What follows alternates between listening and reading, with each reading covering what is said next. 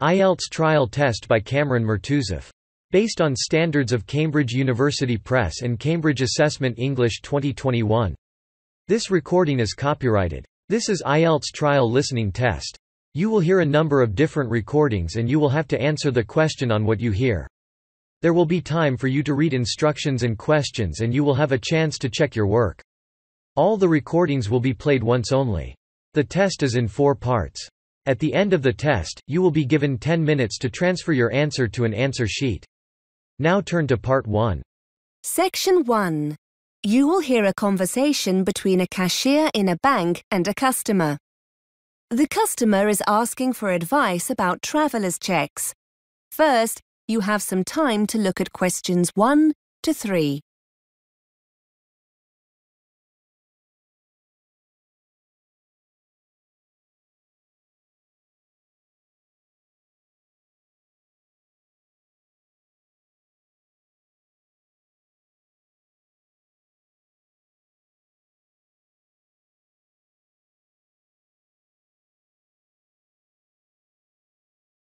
Now we shall begin. You should answer the questions as you listen, because you will not hear the recording a second time. Listen carefully and answer questions 1 to 3. Good morning. How can I help you? Yes, hello. I'm going away on holiday next month and I was wondering if you could give me some advice about traveller's checks. Yes, of course. Where are you off to? Anywhere nice? To France. To Paris for a week. Oh, lovely. So how many checks would you like to order? Well, before I do, are they the best option, traveller's checks? Well, they're certainly safer than taking cash. If they get lost or stolen, they can be replaced, usually within 24 hours. It's a good idea to have a small amount of cash, though, for snacks and taxis, that sort of thing. Yes, that's what I was thinking. What about my credit card? Are there any charges for using it abroad? No, it's debit cards that get charged for ATM withdrawals, not credit cards. And remember, anything you buy with the card might be covered by insurance. So if something you buy turns out to be faulty or... Before you hear more of the conversation, you have some time to look at questions 4 to 10.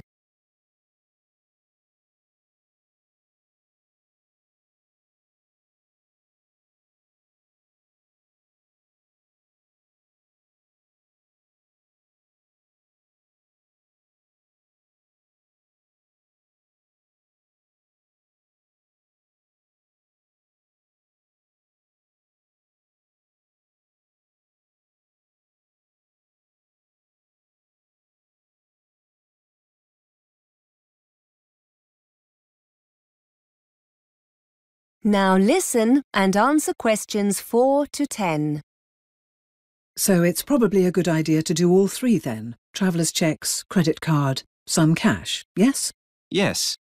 So how many traveller's checks would you like? I was thinking about £300. How long will they take to arrive? It depends. If you order before 2:30 between Monday and Thursday, you'll have them the next day by 10 a.m. in the branch. Or if we post them to you, you'll have them by 5 p.m. Oh, but I was hoping I could order them today. That's okay. Orders taken at any time on Saturday will be here in the branch at 10 a.m. on Tuesday, or delivered to your home by Tuesday at 1:30. OK, that's all right. I don't mind waiting until then. Can I order them now? Yes. Have you got an account with us? Yes. Here's my credit card. Thanks.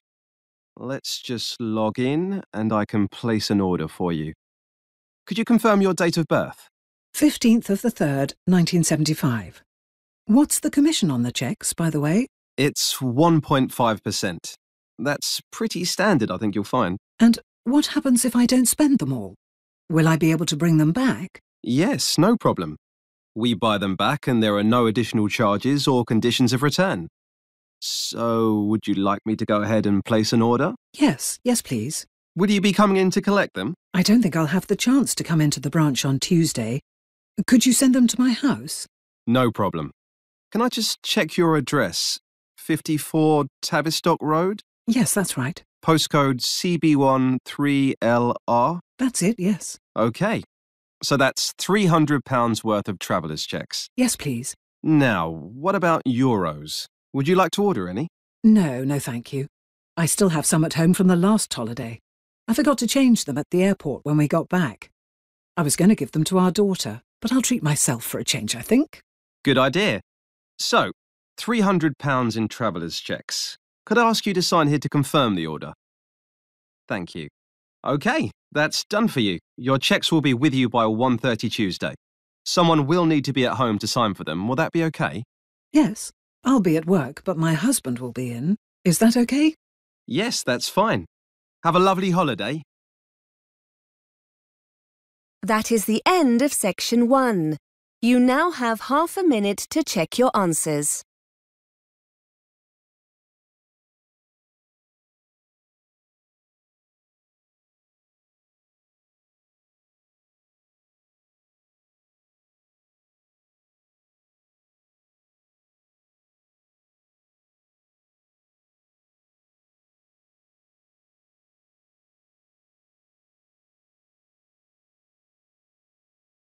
Section 2. You are going to hear an interview with a student advisor on a podcast. The advisor is giving financial advice for overseas students going to the UK to study at university. First, you have some time to look at questions 11 to 15.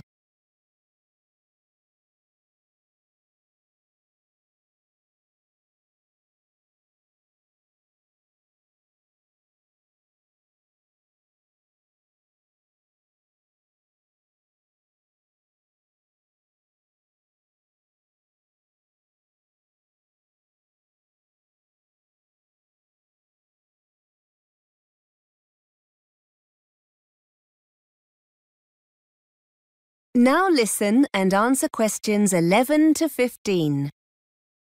Welcome to our monthly podcast for overseas students planning to study in the UK. This month, we're looking at how to make your money last longer while studying here. And to help us find some bargains, I have Jenny Lubeck from the Student Union. Jenny, students are renowned for being hard up, but there are lots of savings to be made, aren't there? Well, as soon as students start their course at university or college, they'll be able to buy their NUS Extra card. This will enable them to get a wide range of discounts on essentials like books, clothes and eating out. The card only costs about £12 for 1 year, and for about the same amount you can include an ISIC card. The ISIC is an internationally recognised discount card for full-time students. Discount offerings vary and usually include things like travel, guidebooks, music, eating out, that kind of thing. Students are told all about this when they start their studies, but if your listeners want to find out more about these cards before they arrive, I've put some details of websites on the podcast page.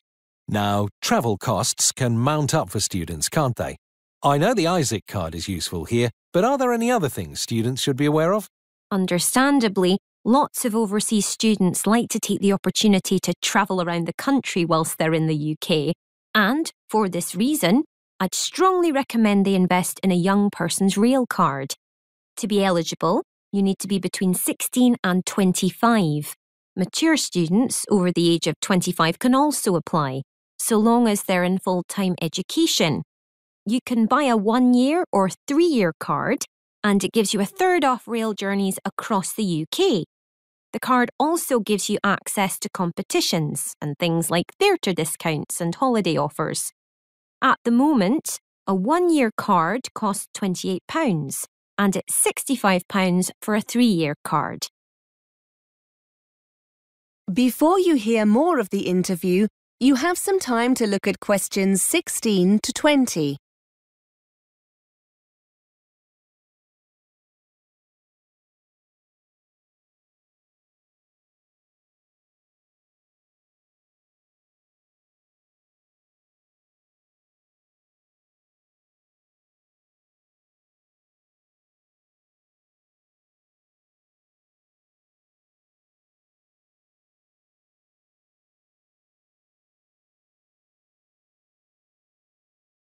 Now listen and answer questions 16 to 20.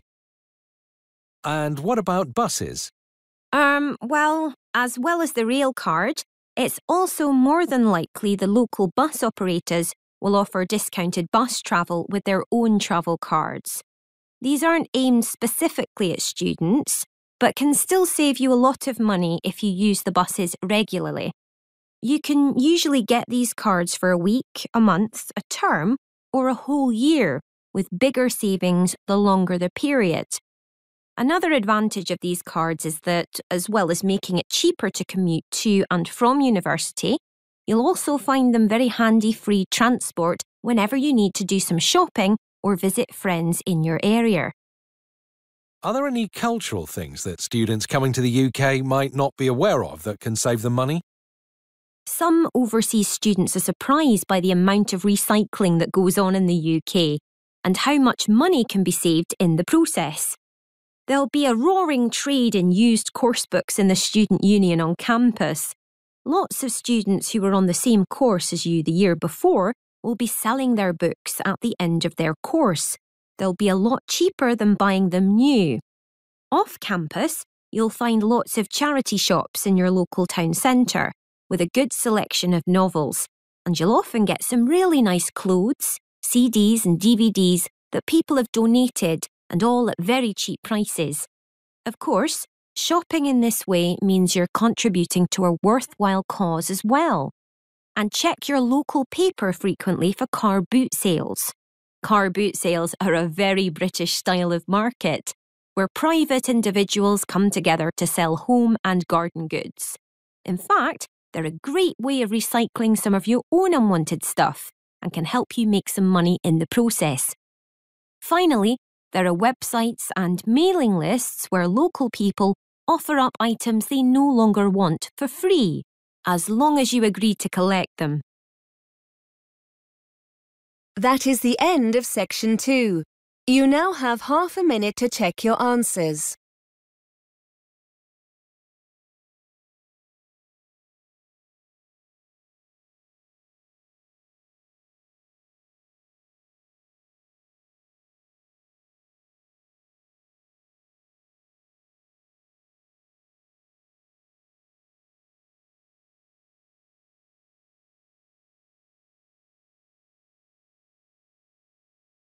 Section 3. You will hear a tutor answering students' questions about using the college intranet.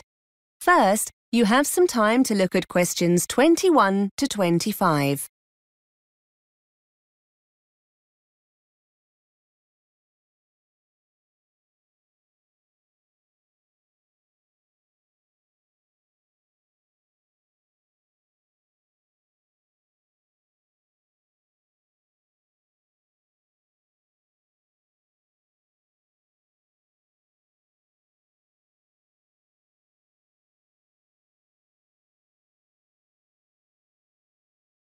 Now listen and answer questions 21 to 25. Hi, everyone. I know you have lots of questions about the college intranet. My inbox is full of messages. I thought it would be quicker and more useful to come in and talk to you rather than respond to all the messages. I'm happy to answer, or try and answer, any questions you have about how to use it when we'll be making things available online. I'm the ICT champion for the department, so hopefully I'll be able to help. Yes, Mark, fire away. Can you tell us when the assignments are going to be put online? If you're talking about your second assignment, that should be on already. I uploaded it last Monday. Wait a minute, let me check the schedule. Here we are. No, tell a lie. It was the following day, the 14th. Tuesday, the 14th of October. Have you logged into the intranet yet? No. If the assignment's there, I'll download it after we've finished. Are you putting all the assignments up? Yes, I've been waiting for your subject tutors to email them to me. As soon as I have them all, I'll put them online. There's a deadline of the 24th of November. All course assignments need to be online by then. That's college policy for all staff, so they'll be there then for sure. Will there be anything else? Timetables, trip information, that kind of thing? Only there wasn't much online for our course last term. I know, but we're making more of an effort this time. We'll be releasing your marks for the first assignment soon. That'll be the 17th of November. You'll find them in your My Grades area. Again, the timetables are already there, Mark. You need to log in. I made these available at the beginning of term in September. According to the schedule here, the booking forms, for those who want to go on the Belgium trip, will be available next week on the 29th of October, so don't forget to check then. You need to get these back to us quickly if you want to go. The trip's coming up soon, isn't it? Let's see. Yes, the 19th of November. Now remember, there are lots of learning materials on the intranet as well. Quizzes, web links. Before you hear more of the conversation, you have some time to look at questions 26 to 30.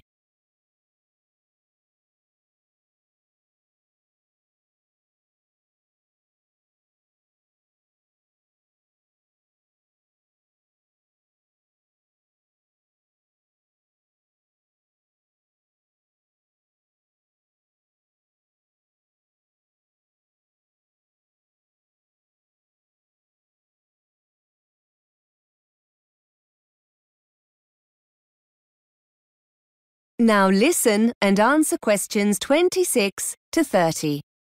Sir, wouldn't it be easier if we were just given the documents, so we don't have to go online to get them? I know it seems a little frustrating, Claire, but we're doing it this way for a good reason. We're trying to cut down drastically on the amount of paper we get through. I'm afraid that students are always losing documents we give out in class. So we've decided to stop doing this. You have a limited printing allowance, which means you'll probably be more careful with any documents you have to print off. Besides, it means you'll always know where the information is when you need it. If you're at home and you forget an important date or need a document urgently, you can always log into the intranet and get it. You said something about quizzes, sir. Yes, we've had permission from the exam board to put some of their past papers online in an interactive form.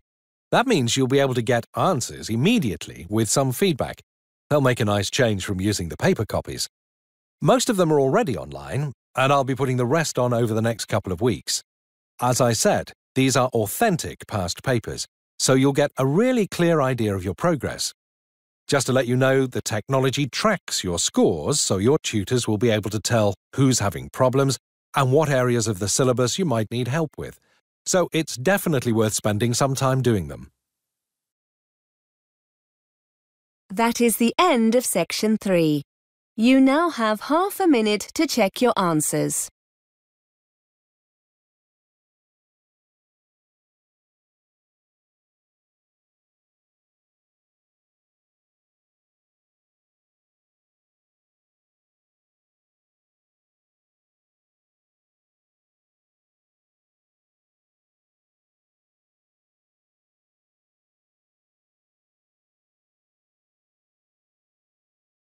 Section 4.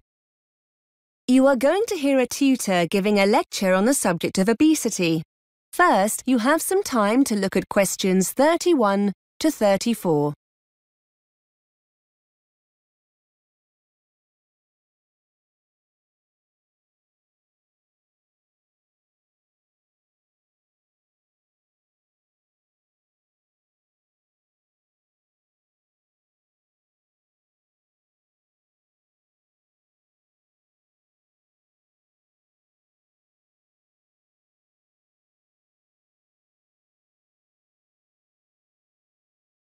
Now listen and answer questions 31 to 34.